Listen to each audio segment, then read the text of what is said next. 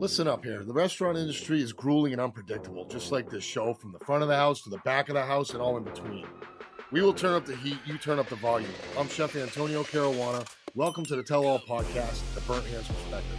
This podcast contains explicit and potentially offensive material. You've been warned. Now buckle up, bitches. Let's go.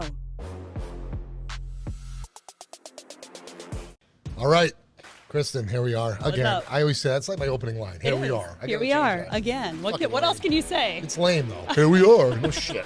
You know No what shit. I mean? We're back. Of course It's another we are. episode. So, good friend, excellent chef, somewhat competition, somewhat share the clientele. So Yeah. I think we're competition more so, Brent, in competition in how we do our things. Yeah. But in actuality, we actually share a lot of the same clientele. Yeah. We're at the same level of expectations of each other, and the clientele that we both share know we both bring the same fucking level. Yes. Me, Italian chef, Italian food. Brent, explain yourself a little bit, mister. Well, first of all, man, I think competition is very healthy for our industry, and I got nothing but respect for Luce, of course, and man, I am a dishwasher for 30 years. That's your job. That's your title. Yes. But being a chef owner comes with its own different responsibilities and problems as far as taking care of the whole building. I just love it. I love the restaurant industry. I love my team. I love watching dishwashers grow into line cooks and into chefs. And I just feel that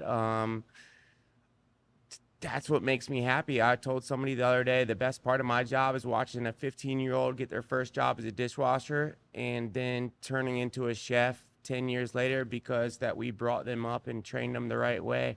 And with that, That's the worst part is when we see somebody that has that potential and they fuck it away and leave. And that sucks just as much as it feels good. Yeah, it feels like a lost opportunity. Right. So when Heirloom come up with it, you came up, you were in the industry here working. I've known you as a chef, or of you as a chef. Never worked with you, but I think we just come from two different genres. Soon. Yeah, soon collab somewhere for sure.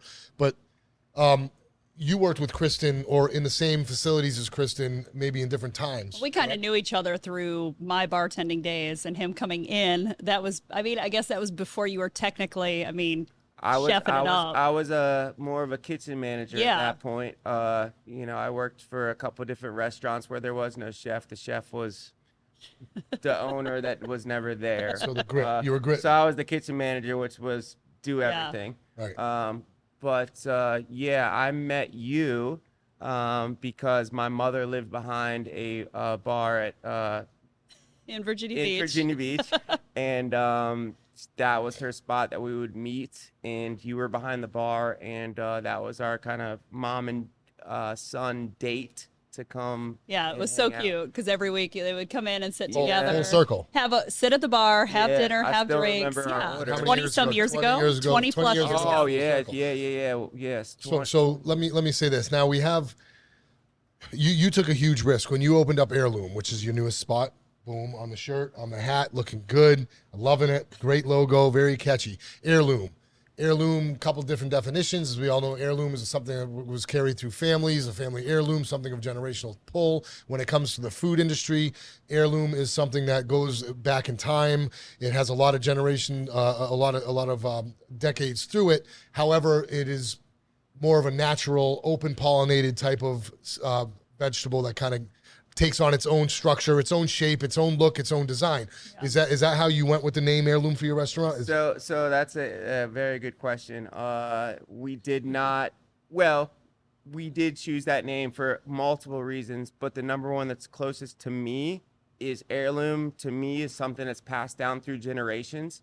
And so there's some recipes that we have. My wife's family are farmers in Pungo since 1850. Oh wow! So you have a connection. We have recipes that they have handwritten on the wall of the restaurant. Oh my gosh! But the number one most important thing to me is that hopefully my children will be able to want to be a chef or somehow take over the business. So heirloom does have multiple definitions, but I think the most important one to me is that one of my sons wants to be a chef one day, and I can pass down the restaurant to them. I have the same thoughts, but then I think to myself, damn, do I want him to at all? I know, Fuck, you're right. man. Yeah. It's like, shit, what am I going to do here? But so when it comes to you, you took, like myself, coming out to Chesapeake, doing what we did here was a risk. When you put Heirloom where it went, in that location of Virginia Beach, for all you people who don't know out there, Virginia Beach is very busy, very populated along the ocean front. It's our tourism trade. We have our downtown area. It's almost like a big baseball diamond, if you will,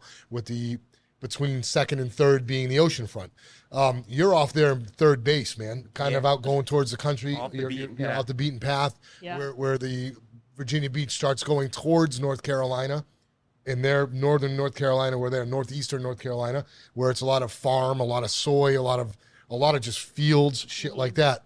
You took a risk on putting a restaurant there because it is literally probably one of the furthest places around that people would have to travel to go to. Which is correct, but first of all, I'd say you got to look at it in different ways. We're the closest ones to the farms, Right? And our chef, John Whitaker, goes to the farms 3 times a week. We use Colifer, Seafield, Cromwell, every farm at Baybreeze. He takes trips out there during the summertime and even in the winter when there's not much to make sure we get the best possible. He goes out there and picks blueberries by himself. Wow.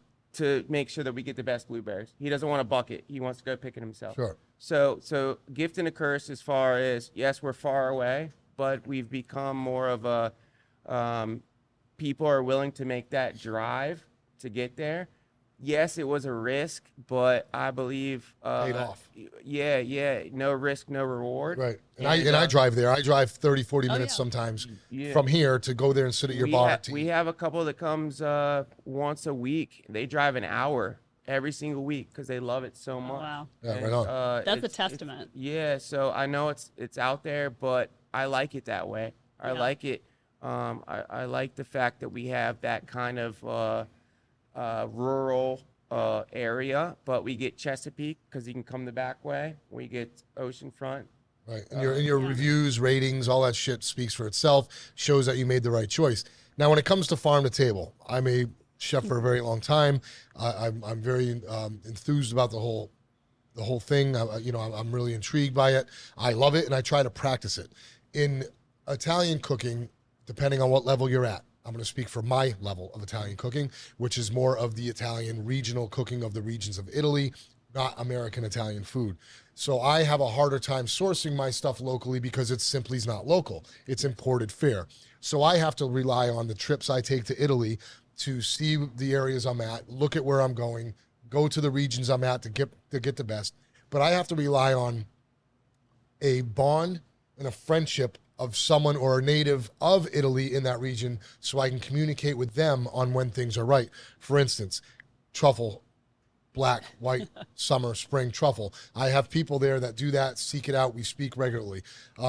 Same thing with all the stuff, prosciuttos, all the cheeses, all the ingredients, the pasta, the semolinas, all the fields of semolinas are all traceable. I have to rely on their farmers and them people there and hope that when I show up to check on them, I haven't been fucking duped, which is never the case. Because good thing for me in Italy, people take very much pride in their regions because that's all they have. If one region is known just for semolina, that's all they have. So they can't bullshit, and their rules there are differently. It helps me out. Here, it's harder for me to find the farm to table. It's hard to sustain it because where we are here, unless you know somebody like you do, right? This area, just because we're the Mid-East Coast, it's really hard for us to actually have nonstop farm produce. It's hard because we're seasonal. So the season's here. You either go off the fall harvest, spring harvest.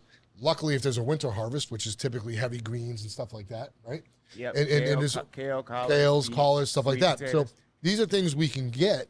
However, it's really hard for a restaurant like me to sit here and claim farm to table when technically, if you're really going to steal the fucking term to be a douche, you could say farm to table because the box of lemons that came from someone's farm. That's what people come to do. That's not what you're doing. So your connections to the farmlands, your connections to that, and your chef who has the passion to go out and do it and take his own personal time, that is the difference between A typical restaurant of your caliber, I would say I would kind of consider yourself American bistro-y style. Is that your Americana? Fair to American say. South, maybe? Yeah. With a twist?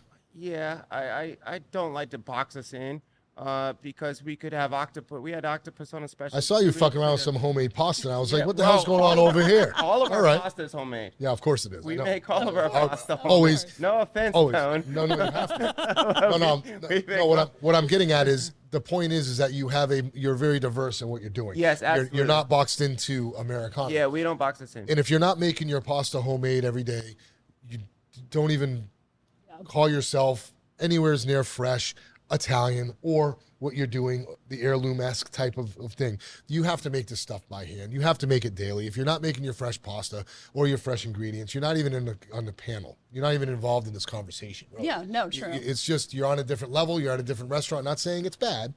And there are some really good times where we do, as Italians and Italian people in Italy, surely have certain recipes where dry pasta is called. It's important. Dry pasta is just as important as fresh. Fresh pasta has its place, and dry pasta has its place.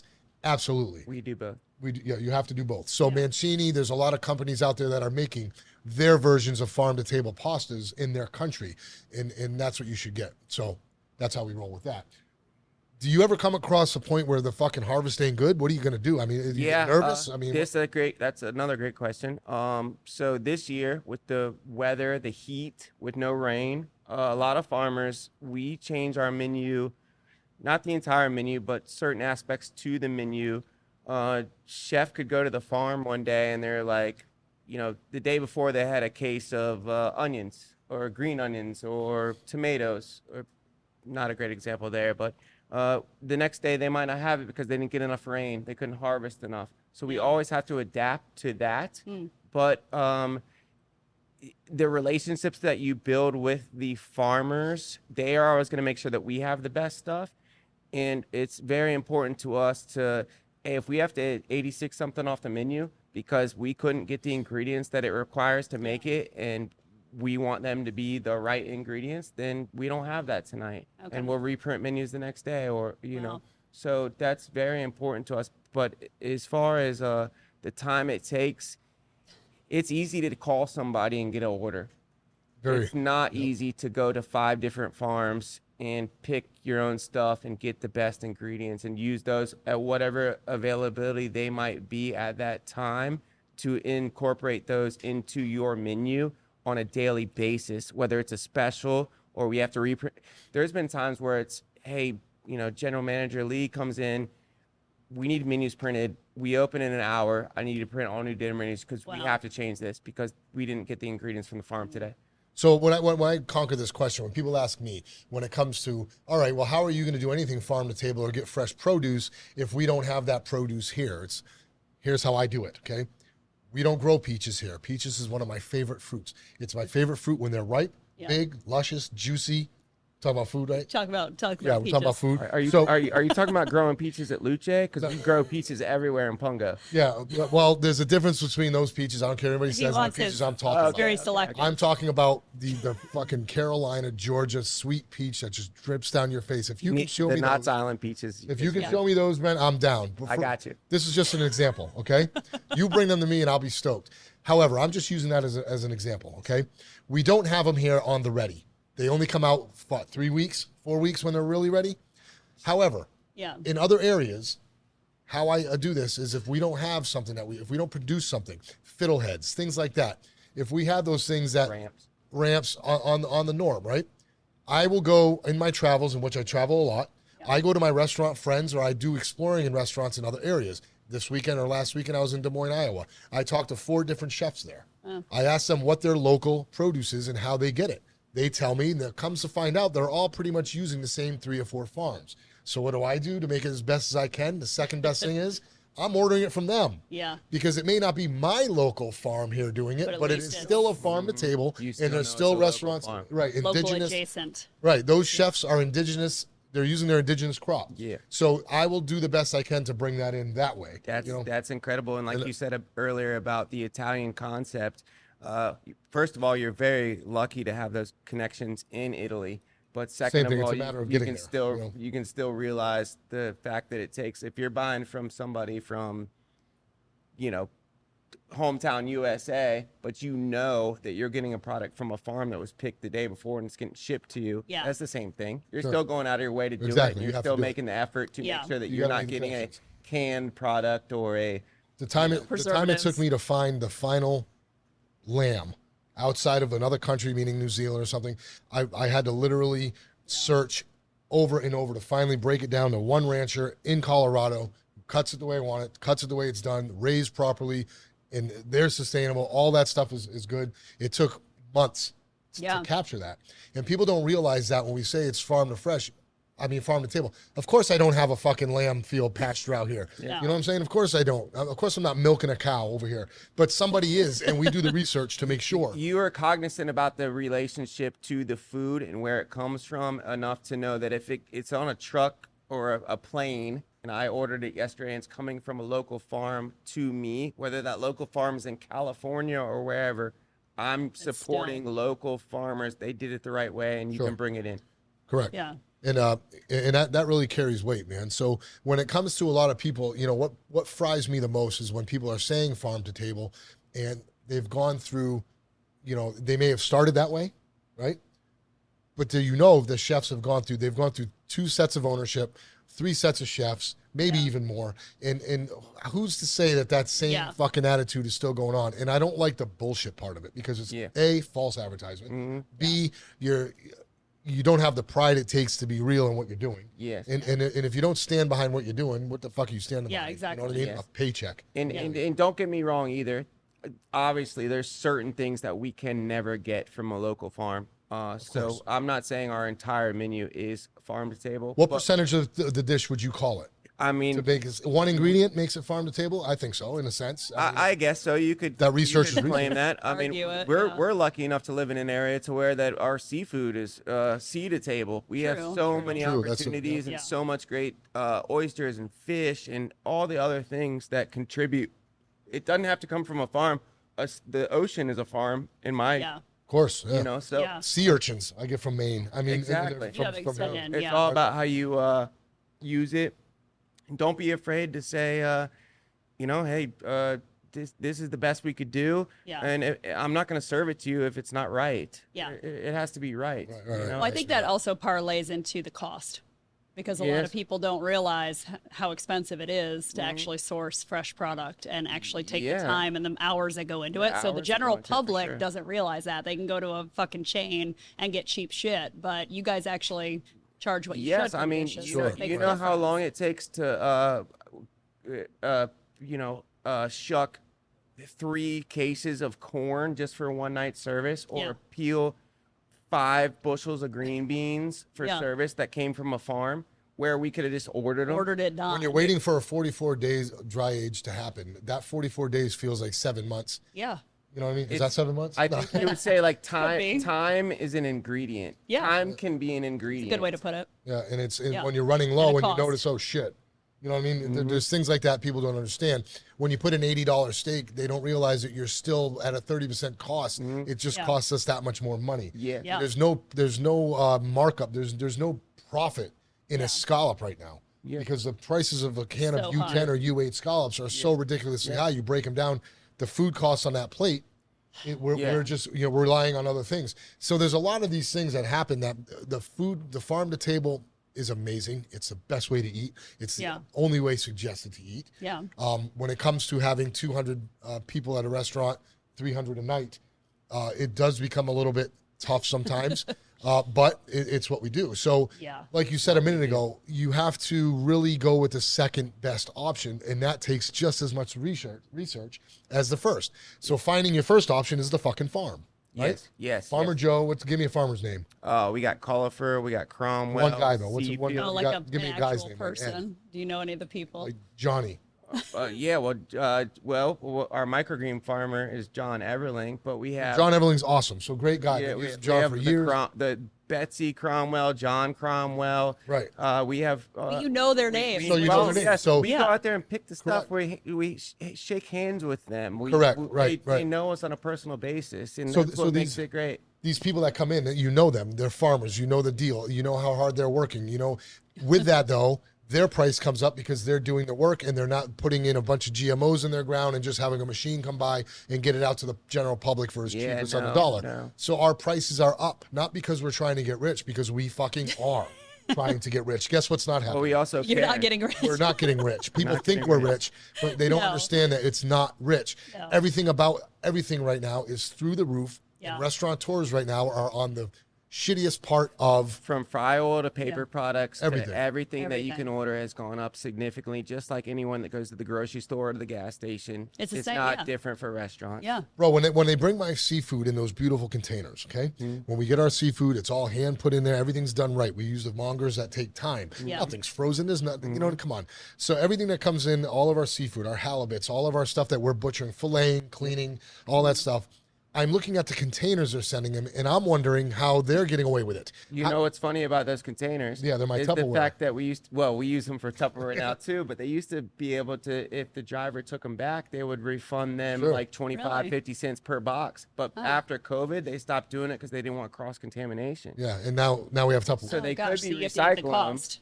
but we're eating the cost because of Oh it. wow, Yep. that's interesting. So, and they're eating a huge cost. Those things got to be a lot of money right now. It's crazy. Yeah. But, you know, it's kudos to everybody in this fucking industry, especially the guys who are trying to do the farm to table, the girls, everybody out there trying to do farm to table. There are some significant chefs out there right now who are under the radar, and that radar being the umbrella of popularity. And once you break through that umbrella, you're okay. You start getting recognized, you start getting noticed. And there are some people who just aren't there yet, but they absolutely should be. Their skill, their food, the way they handle their things, the way they're doing the farm to table.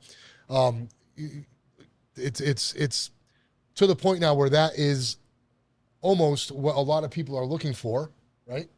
That And also, popularity, they're it's a looking for that hashtag, it's a popularity. trend. Sure, they're so- looking for that more than they are looking for the actual sustainability. So it seems to me like a lot of the chefs out there now are looking for the glory of the chefing, the glory of it, and they're not really worried about that. Do you have any fear of? Do you have any fear of that happening to where it becomes so diluted that that's my fear? Is we're going to get worse product. We're going to get more GMO shit because so many people are just accepting anything so they can have a face tag. I don't fear that because of our location, because of our dedication, and because of our passion. I don't fear that at all because we are going to do the best we can to always uphold that standard. Yeah. To quote Anthony Bourdain, and actually it's not a quote because I just paraphrase it, but he said, "I'm pretty sure when I worked for 30 years in the kitchen, everything that I pretty much bought came from some type of farm, and I'm damn sure I served it on a table." So, but It's you're true. you're talking about a while back before this was more of a movement. In my opinion, because of the relationship we have, and I don't think people understand how hard farmers work. I don't think they understand no, what it it's hard. takes to run a farm and actually produce some good produce. It's not an easy job. No. Neither is being a chef. But at the same time, you have to love it to do it well. And if you don't, get the fuck out the way. Yeah, exactly. Because it really my is that love, way. my love falls into the customer, the client. My love falls into that because there are times after 30 years of doing this, especially after the last 15, the last 5 really, it gets harder and harder because as chef owners, and if you go on to new ventures, we become burdened with a lot more weight and a lot more stresses from different avenues of the business. All of a sudden you're doing start spreadsheets. you start in spreadsheets, you're doing numbers, you're doing payrolls, you're doing analysis, you're doing all this stuff.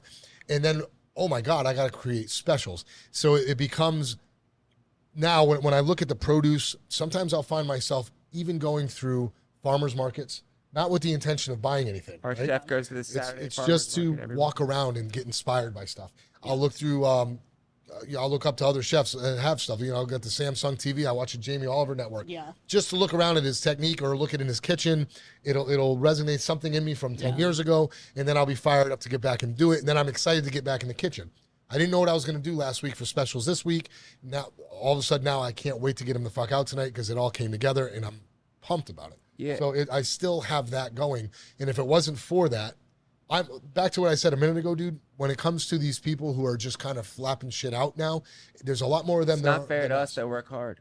But it's a good thing, though, because I noticed one thing. The more they do that, the better we fucking look. Right. And it's I'm not saying that. We used to have competition. Everybody was pulling from the same pot. The ingredient pot at our level was all the same. It was good. The farmers were good. Everybody was at the best. They were at the echelon of trying to provide the best and purvey the best stuff. Now, even the fucking vendors are purveying crap because people are buying it, so they're making a lot more money. You got to keep them in check. Keep them in check. Yeah. So I'm at a fucking tipping point. Do I call them all out for fucking putting out shit and being half-ass? Or do I let them keep doing it because it's really helping us helping you. perform and it's giving us better quality because we get the first dab at it, man. We get the first pick at it. I don't know. It's a double-edged sword. It's also, you got to think about the clients or the guests and their perspective. We get bad reviews too every once in a while, and it's, oh, this was expensive, but they don't know what it takes to run a restaurant and what it takes to get the fresh stuff and I don't think the guests have caught up with what the costs have gone up in a restaurant environment, and they still think they should be able to come in and get an entree for $15. But I don't understand why they don't. This goes to you. Where's the other camera? You and fucking you. When you go to the grocery store and you spend literally or the gas $250 to $300 on a basket full of shit that you only need, a bare essential. How the fuck do you think it's any different for us in a restaurant when we have to buy It's very true. 250 people's groceries that night? Oh, yeah. So your grocery bill that day or for that week is maybe $300-400, which is ridiculous for peanut butter, right? Mm-hmm. Our grocery bill is $10,000 here. They don't understand that. You know what I'm saying? $10,000, $15,000, $20,000 sometimes, depending on the week. Some of them get it. Well, I think that you guys are both very fortunate in the fact that you've cultivated a following that does appreciate food. I think we're talking about the bad reviewers. Yeah, but the bad reviews, I mean, you're never gonna get away from that. That's what my wife tells me. My wife will get one bad review, and I try not to look at them. I mean, I do obviously, but she keeps me in check about if there's a repeat problem person. But there is never a repeat. But let me ask you, how many good reviews do you get? That's so you get one bad review and 99 good ones. People that came in here this morning, you got one bad review. Exactly. All the rest were 5 stars. Right. So 3,999 people gave you 5 stars, and you're going to focus on that one bad one. Well, because that's the problem. That's what we do. That's what you do. Because how can we be cognitively, better? that's what you link onto So, that. Yeah. Why did we get the one bad one? It's like when I tell people, this, we have over 1,000 people walk through this door happy. Every fucking day we make sure of it. And then we have one person that said it was the worst thing they ever did, the worst problem they've ever had. Like the guy at the bar you're talking about. Luce Secundo is the worst problem you've ever had, I need to live in your fucking life, homie. Because I'm going to tell you what, man, I've had some fucking problems. You know what I'm saying? And this right here is glorious compared to any of them. Yeah, you know we're very lucky. I know you're. So it's like fuck, cool, though, man. Get out of here. No, but but cognitively we link onto those things because it's easier neurologically to link onto bad things than good things, and they linger. So we latch on when we shouldn't, and if you go read Tony's review responses online, it's kind of a lesson in how to be an asshole, but in a good way. To me, I don't care. Fun. It's fun. They want to dish it out. I'll go right back. He goes right back, and it's really a good time because sometimes people we're of the old school mentality. If you want to bring it, bring it. Come say it to my face. And then we see how that plays out. I think that as a chef, any chef worth their salt is going to take that one bad out of 150 reviews. Yes. They're going to take that one bad one and they're going to think about it for a few hours. Yeah. And it might lose a little bit of sleep, but you also have to keep yourself in check and say, look, man, that's just their opinion. And, maybe they weren't happy, but we know we showed up to work every day and we do the best we can possibly do. And if you can't please everybody, is what it comes down to. You guys actually care. There's a difference. So if you didn't care, you wouldn't worry. I think everybody cares, but what is it they're caring about? Yeah. I care about the customer's experience. That's what I care about. I want them to go home, remember it, talk about it, think about it. Yeah. Some people care about how they can make the most money. Some people can care about how they can do this, that, and the other. My theory is if you do it right, the money will come. Yes. You don't have to worry about 100%. the money if you're just doing it right, because that's the only option. Yeah, But if you're I going to agree. sit there and pinch every little single penny and that's your only goal, you're not going to fucking buy the farm to table food. You're not going to pay for that because you're going to be worried about the money it takes. Yeah. You know? If Yeah. you're in this for the True. money, like I said earlier, get out of the way. Yeah. You said get the fuck out of the way. Well, Go ahead. Edit Say it that out one loud. out. It's okay. Have we said fuck enough this session? I don't think so. Fuck. Jesus. No, but you know, it's really good, dude, that you know, you're a chef you have a reputation. Your restaurant surely has a reputation. Your wait staff has a reputation. Your whole aspect of everything you do there has a reputation. right back at you, chef. Yeah, thank you. And it's very important that we understand that to a very humble degree of maintaining it. You know what I mean? And I agree. I tell you to keep on doing what you're doing. I'm honored you're here. I never had enough time to get with you because not only are we on two sides of the beach, we also work. we also work the same hours. We're open the same hours. We're off the same days. So it's like I can't even get there. So now that I've had time with you in the last, I'd say, 6 months maybe? Yeah, a little bit more. Yeah. More than that? Yeah, well, to really get to know Well, you. no, a little bit. I mean, yes, we've had more time in the last 6 months Right. than we've had in the last 5 or Right. 6 And years. it's been an honor. It's With- been an honor, dude. Same, because right. I used to not Yes, know yes. you back in the day, and I just know who's this fucking heirloom guy. Who's this Keep little skinny fucking guy at my out here? goddamn Skinny ratings. chef. I got God damn it. competition here. No, it's great. I'm just kidding. I loved it, dude. I love it. I love all the chefs out here who are doing it.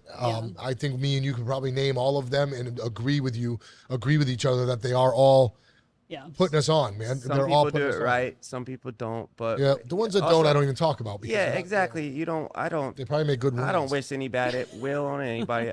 I think everyone that works in the kitchen every day should be rewarded or applauded for what it takes Yeah. to work in the kitchen every day. I'm not gonna sit here and say that anyone's better than the other. I just, like I said, like to show up to work every day and do the best that we possibly can for Heirloom. I mean, we are in Virginia, and all there is to do is cook, right? Hey, that's all we got, bro. That's all we got. Music. We got great hip hop music and fucking goddamn Dude, chef in here. Great we got a fucking- lot That's of what we got, talent, Ed. We just got a gold medal. That's right, and a gold medal from right here in Chesapeake. We were watching that in the middle of our meeting yesterday. we I had to stop saw our it. meeting to Yeah, watch. that was yeah. incredible. it. So I'm honored to be here with you. I'm proud to be in this industry with you. Yeah. I'd like to say that we are competing because we are gonna compete with each other. I'm gonna compete with Absolutely. myself. That's just high demand. That's how we roll. Healthy. You know what I mean? Yeah. But in a really and when it all half of my clients that are talking here are that we're at there. Mm-hmm. If I go to your restaurant, I literally shake hands with my guests that are here. Walking through the door, oh, you can get out tonight? Oh, they let you out tonight, huh?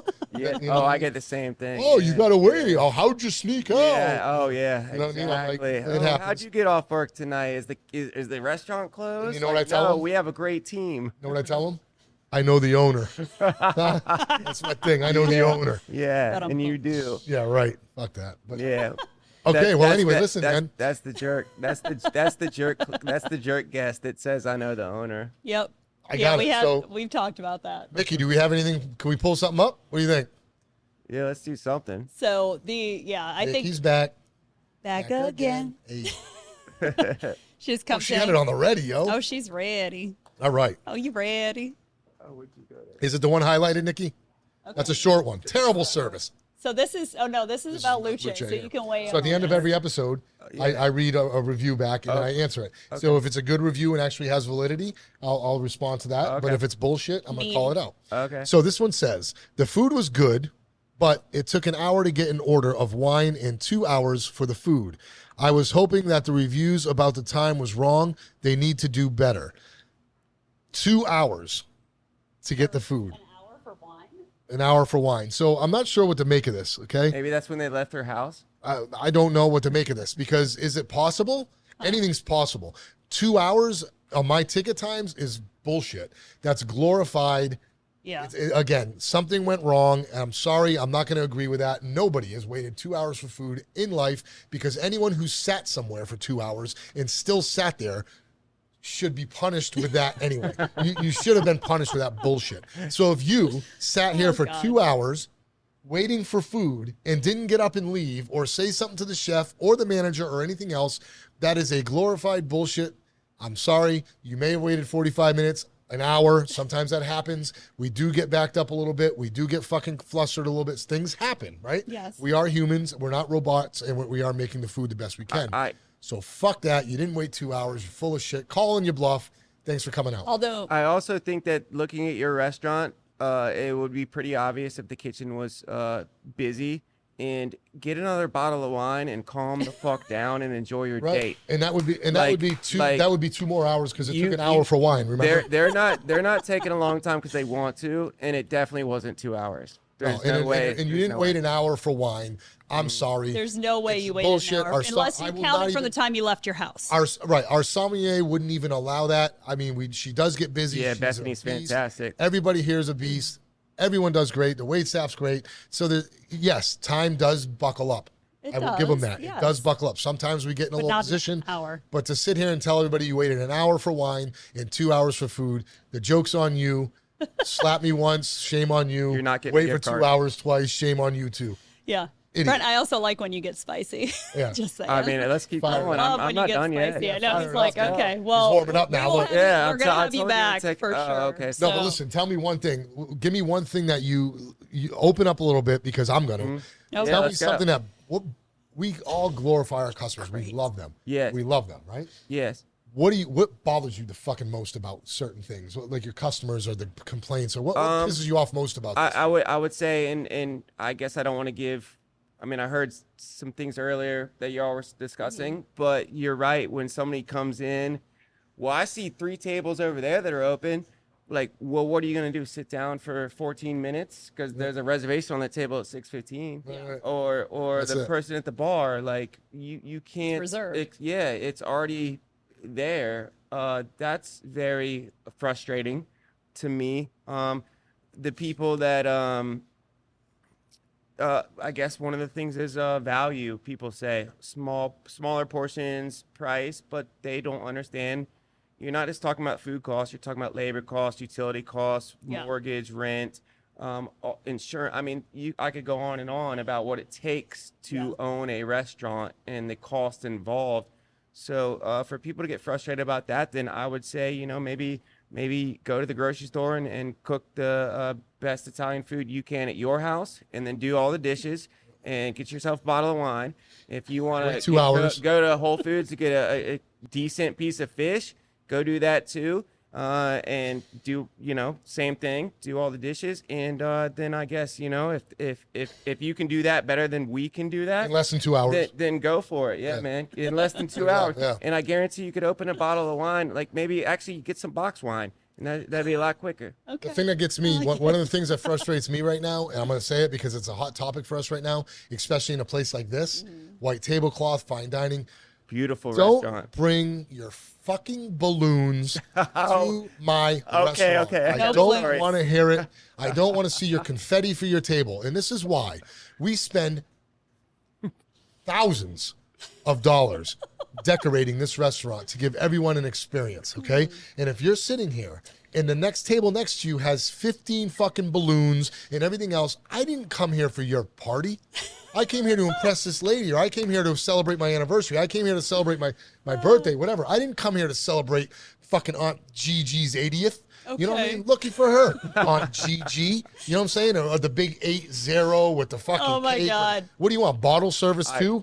You know what I mean? Which is You want Miami. sparklers? You want What I'm sparklers? saying is, okay. keep the balloons and all that shit. The helium balloons. Yeah, Oh, the you know what the helium- fuck I'm doing next time I'm in here, right? Read the room. Read the room. Read the I'm room. bringing every fucking balloon I Listen, own we have a next time I come to eat. We here. have a 3-piece quartet jazz band playing here. Yeah. And what do We you? don't The, want the your fucking Mylar balloons hitting off balloons. the fucking stand-up bass. Yes. Boom, boom, boom. Get the fuck out of here. It's like, boom, boom, boom. Get the fuck So out. the ceilings at No our one wants restaurant that. are like 30 feet Yeah. tall. And They get lost. last night somebody brought helium balloons, and Oh, of course, Jesus.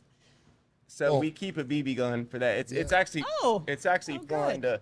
Yeah, ping them out. Oh, Yeah. so you Yeah, actually shoot shit in your restaurant. It, Cool. it is frustrating when Good to people know. don't understand the. I think some guests Aesthetics. aren't as aware of other people that they think they're the only people in the restaurant, Yes. and that's not the case. And have a birthday party at your house. Take Gigi out there. Or We'll whatever, give you a card and I a love this personalized information. menu. Yeah, so- keep, right. keep the balloons. I mean, we had a waitress in here last night. One of our servers run around with a broomstick with a knife taped to it, looking like fucking Yes. like we're on damn desert island over here searching for our last meal, true. trying to get a balloon out of the sky. And it was she may or may not have been named Skylar. That's why I don't we know. keep the- But We got the BB. Pun But- intended. But anyway, so here we go. Oh man. It goes down to, look, not everybody wants to be part of your party. Everybody has an individual idea. When you're spending $80 on a steak or you're having a $500 tab at a restaurant, the last thing you really want to be is involved with the table next to you. I don't believe that's the case. And when you bring those balloons in here, here's another tip. You're not going to bring them in here. Don't get mad. Don't get mad at us. I understand, and I'm trying to save you the money. I know it costs you $20 per balloon these days because everything's inflated. Unless you go to Dollar Tree. You have that big 8-1 or 8-0 fucking thing, you know what I mean? I understand it costs you $40 for this bunch of balloons and you're mad you can't bring them in.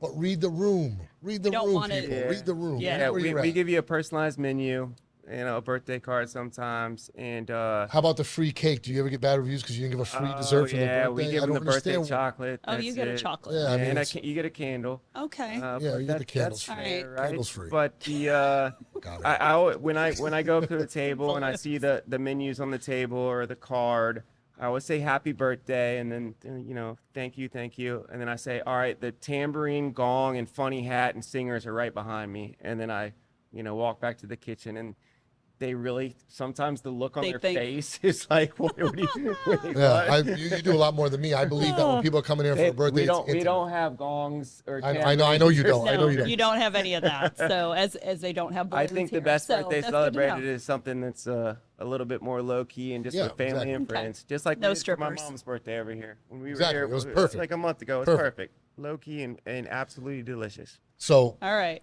again, fresh produce, fresh ingredients, farm to table, huge at Heirloom, huge on your staff. You're known for it. Appreciate it, respect it. Yeah. I want to do a thing, Kristen, where we go over to his restaurant in the next episodes or next season. Marcus, come along. We're invading your kitchen. And we'll go do a thing where me and you can collab and do a little cooking together. Where I can bring my dinner coming up soon. That'll be fun too. So we'll do wine not dinner. soon, no date decided, but we're we'll definitely work something together. It'll be a good time. I appreciate you being here. Man, like I said, this conversation could go on, but I just want to take from this the importance of what it is you bring to the Hampton Roads area as a chef and your nonstop drive for that type of perfection. I appreciate you, Tony. I really do. I appreciate you, Kristen. Thanks for having me. But I just want to say there is also 50 people back at the restaurant that believe in what we do every single day, and I'm only one person. Sure. They gotta they if you don't build the team from the ground up and make sure they're trained right, and I got to give them all the credit because without them we don't have nothing, bro. Yeah. You got we wouldn't be having this conversation if my team wasn't in the back prepping for the thing. Exactly right. It's Friday and you have to get back to your restaurant, and I have to check my braised shanks in the oven right now. Well, seriously, I'm sure they'll be delicious, because it's Friday today. Not to throw out dates or anything, but here we are. Work. But here we are. Right. Listen, ciao for now. Appreciate you. Have a good one.